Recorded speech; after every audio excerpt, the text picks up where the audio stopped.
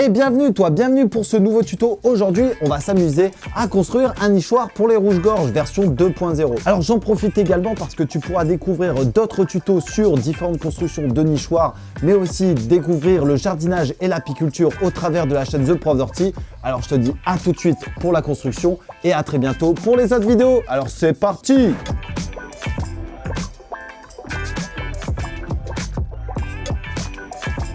Bienvenue pour cette nouvelle vidéo. Aujourd'hui, on va se consacrer à la construction d'un nichoir pour les rouges-gorges. Pour cela, on va avoir besoin de différents matériaux, comme ici cette petite planche. Donc c'est une planche de coffrage qui me reste, qu'il va falloir que je découpe forcément sur la longueur. Ensuite, on va avoir besoin niveau matériel d'un mètre, d'une petite équerre, d'un crayon, d'une perceuse visseuse comme celle-ci, et enfin de vis et de clous et d'un étau d'angle que vous verrez tout de suite après dans la vidéo. Au passage, si vous souhaitez donc vous mettre à la construction des nichoirs, vous allez voir, c'est un rôle et un impact écologique assez important. Premièrement, on va réduire les attaques de parasites sur nos cultures, ça c'est une première chose. Ensuite, on va favoriser la biodiversité justement parce qu'on va leur proposer un super habitat qui vont leur permettre de passer tranquillement leurs petits jours dans le nichoir et ensuite de sortir pour voguer un petit peu à droite à gauche. Dans cette vidéo, je vous ai concocté un nichoir à rouge-gorge avec une demi-ouverture sur la face avant.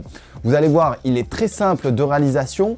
Et ensuite, en chute, on n'a pas forcément grand chose. Donc c'est ça qui est intéressant. On peut le faire soit en palette, avec de la récupération, ou alors avec des vieilles planches de pin comme celle-ci. Première chose à faire, on va commencer par prendre une section d'1 mètre qui va nous permettre de faire les autres différentes coupes. Donc là, on a besoin du mètre et de l'équerre. Et je vais commencer à faire la première coupe. Donc si vous avez une planche adéquate qui fait quasiment 1 mètre, vous embêtez pas avec cette étape-là. Donc là, on se met bien à l'angle pour avoir un tracé droit. Et enfin, on va commencer par couper cette première partie. Et voilà, donc le tour est joué. Pour des raisons de simplicité, par la suite, je vais utiliser la scie circulaire qui est juste derrière moi, qui me permettra d'avoir des coupes un peu plus affinées. Alors voilà, donc là, la découpe de notre planche est faite et on va commencer par les tracer. Alors, juste pour information, donc la hauteur, elle fera 19,5 ici, sans compter l'épaisseur de notre bois. Et on va faire donc une face avant qui va faire 12 cm. Donc là, on va faire le premier tracé, 19,5 par 12.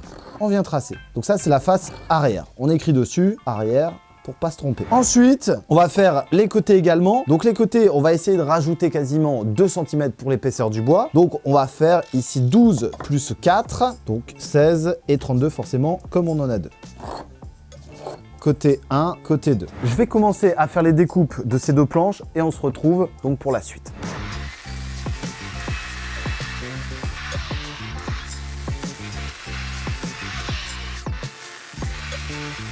Alors ça y est, donc là j'en ai terminé avec mes premières coupes. Là, la face arrière qu'on va mettre de côté. Et enfin, les deux autres côtés qui viendront se plaquer contre. Concernant la face avant, c'est la même que la face arrière, sauf on va la diviser par deux. Donc là, ça va être simple. Il me reste une petite chute, donc je vais utiliser celle-ci. Mais vous allez voir, ça va donner quelque chose de sympa.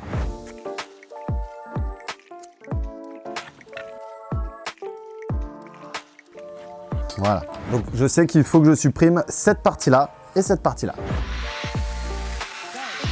Mission accomplie, maintenant on va commencer par le premier assemblage, donc c'est-à-dire face arrière avec les deux côtés et enfin on complétera par la face avant. Donc pour cela, j'ai besoin de l'étau d'angle. Alors ici, vous voyez le bois un peu travaillé, il est un peu bombé, c'est pas trop grave. On va juste veiller à ce que l'arête ici soit vraiment bien contre pour faciliter l'activité du ponçage après. Là on vient serrer. Ok, donc opération terminée, maintenant on va commencer par le clouer. On se met bien dans l'alignement.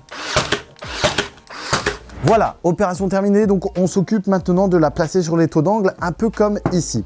On va veiller à bien aligner les bords de chaque côté, de mettre ici et d'aplanir la face au-dessus. Alors là, ici, on peut observer que la planche est légèrement arquée. C'est pas trop grave, on viendra légèrement renforcer en mettant une vis. On aurait pu raboter, mais bon, ma foi, c'est pas trop dérangeant dans ce cas-là. Alors, ce qu'on peut faire, c'est faire un pré-trou avant ou alors utiliser de la vis à bois qui marche très très bien. Je vais faire mon pré-trou.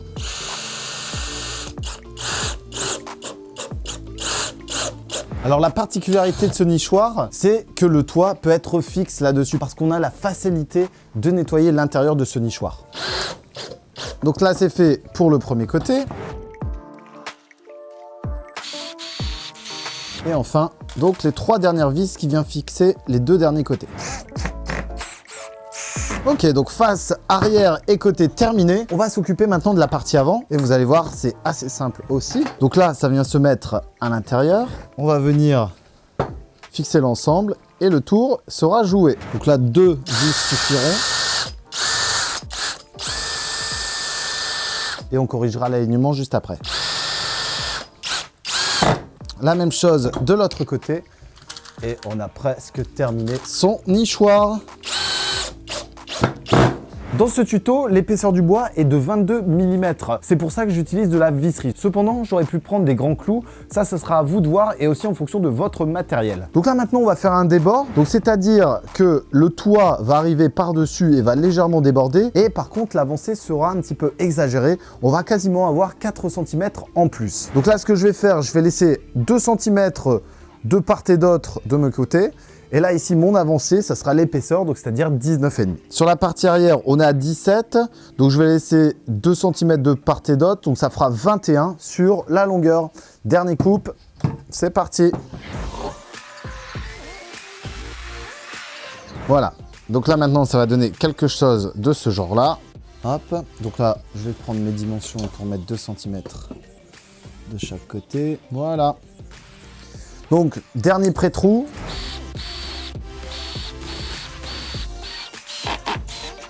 Voilà, donc là maintenant on va s'occuper de faire notre fond, 16 cm sur 17, je m'occupe de ça, on vient le fixer et on va voir le résultat de la fin.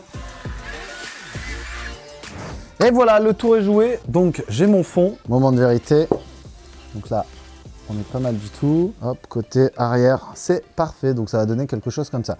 Donc là, idem, on vient se faire son alignement, la visserie. Et on a fini notre nichoir. Enfin fini, il restera quand même à faire un petit coup de ponçage. Cependant, ce n'est pas une obligation. Peut-être un coup de vernis également, mais ça sera encore une fois à vous de voir.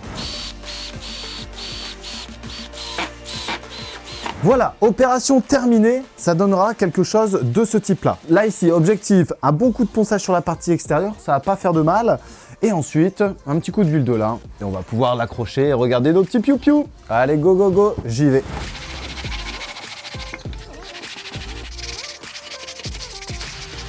Voilà les amis, j'en ai quasiment terminé avec le ponçage de mon nichoir à rouge-gorge. Maintenant, il ne me reste plus qu'à aller l'accrocher. Vous pouvez utiliser de l'huile de lin pour préserver justement le nichoir contre les agressions du temps. Ça sera à vous de décider. N'oubliez pas, il y a d'autres vidéos tuto que vous pouvez découvrir, notamment sur la construction d'un nichoir à mésange, mais aussi d'hirondelles. Enfin bref, tout ça, vous allez découvrir au travers de la chaîne The Proverty. Je vous dis à très bientôt. Faites de belles constructions et n'hésitez pas à m'envoyer des petites photos. Allez, salut tout le monde!